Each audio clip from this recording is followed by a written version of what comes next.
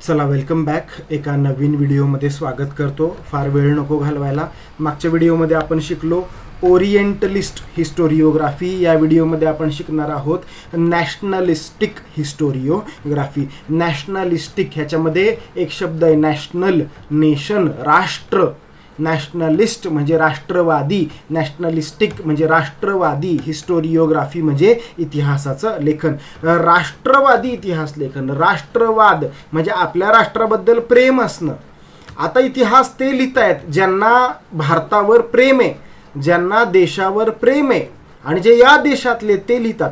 आत्तापर्यंत दुर्दैव काय होतं, ज्यांना भारतावर प्रेम नव्हतं ते इतिहास लिहित होते, जे भारतीय नव्हते ते इतिहास लिहित होते. हे दुर्दैव होतं. आता ते इतिहास लिहित आहेत ज्यांचं भारतावर प्रेम आहे आणि त्यांना काय म्हणणार आहेत, त्यांना म्हणणार आहोत आपण नॅशनलिस्ट हिस्टोरियन्स. ठीक आहे. याच्यावर क्वेश्चन आलेला आहे, महत्त्वाचा प्रश्न आहे, बोर्डाच्या एक्झाममध्ये अतिशय महत्त्वाचा क्वेश्चन आहे. क्वेश्चन नंबर 5 मधला 2. क्वेश्चन नंबर 5 काय आहे, short note. Second nationalist historiography. ठीक आहे. चला बघा पटकन.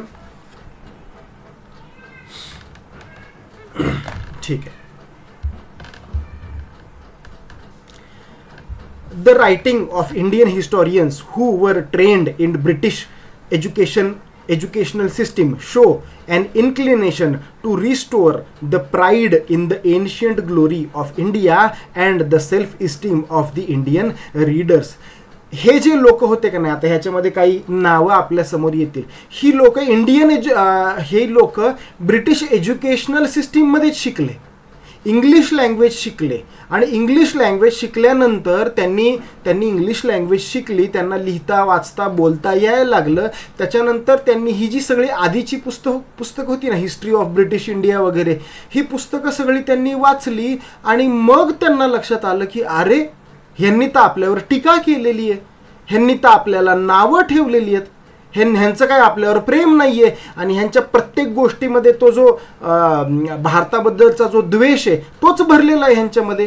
हे नंतर लक्षात आलं. हे कधी लक्षात आलं, हे त्यावेळी लक्षात आलं जेव्हा आपल्या लोकांनी ती लँग्वेज शिकली. ठीक आहे.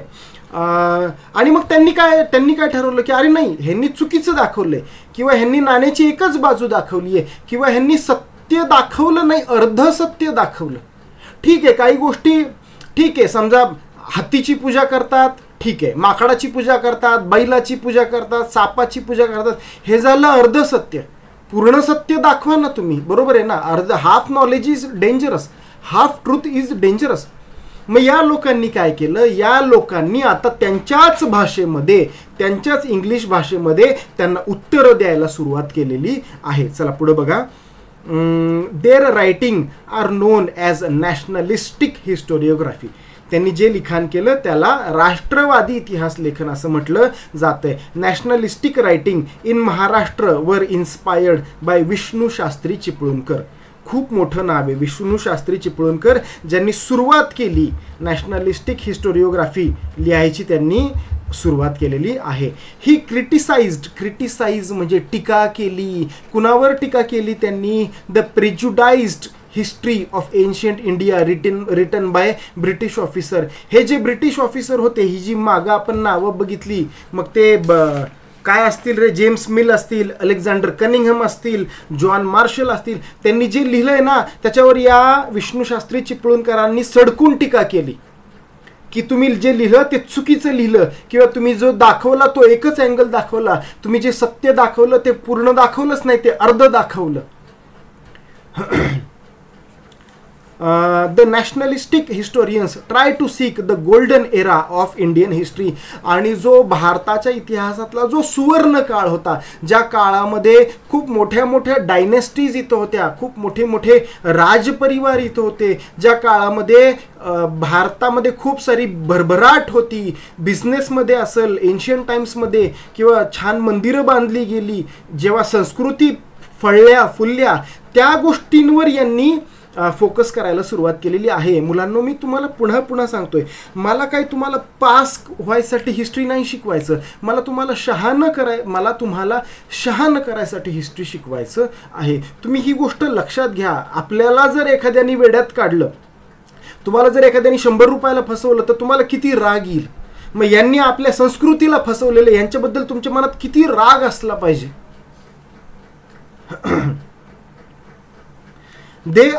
they are at times blamed for ignoring the critical analysis of the historical truth. आणि मग त्यांनी काय केलं, त्यांनी त्या, हे बघा मी पुन्हा एकदा वाचतो, they are at times blame for ignoring the critical analysis. हां, मग त्यांनी काय केलं, जेव्हा या लोकांनी जेव्हा हिस्ट्री लिहिली होती तेव्हा त्यांनी एकाच अँगलने लिहिली, त्यांनी काही व्यवस्थित अभ्यास केला होता का, काय केलं होतं. हां, पुढे बघा, महादेव गोविंद रानडे ही नावं लक्षात ठेवा. या नावांसाठी, या माणसांसाठी तुमच्या मनामध्ये एक सॉफ्ट कॉर्नर असला पाहिजे. या माणसांसाठी तुमच्या मनामध्ये प्रचंड मोठा आदर असला पाहिजे. महादेव गोविंद रानडे, रामकृष्ण गोपाल भंडारकर, विनायक दामोदर सावरकर, राजेंद्रलाल मिश्रा किंवा मिश्र, आता ते दोन्ही प्रकारे ते नाव त्यांचं त्या ठिकाणी घेतलं जातं. ही जी लोक आहेत, पुढे बघूयात आपण.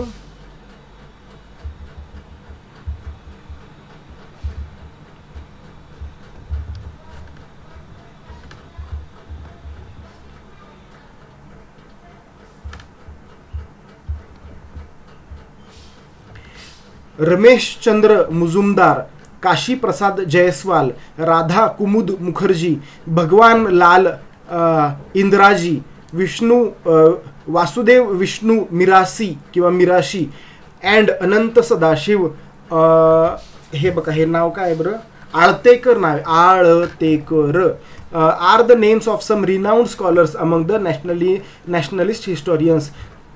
आता तुम्ही जे आता ही जर शॉर्ट नोट आली तर त्याच्यावर तुम्ही जे लिहाल, त्याचं एक्सप्लेनेशन जे लिहाल, त्याच्याबरोबर तुम्हाला यातली 4 नावं तरी तुम्हाला त्या ठिकाणी लिहिता आली पाहिजे, तरच तुमचं उत्तर परफेक्ट होईल. ठीक आहे, नाहीतर तुमचं उत्तर अर्धवट राहील.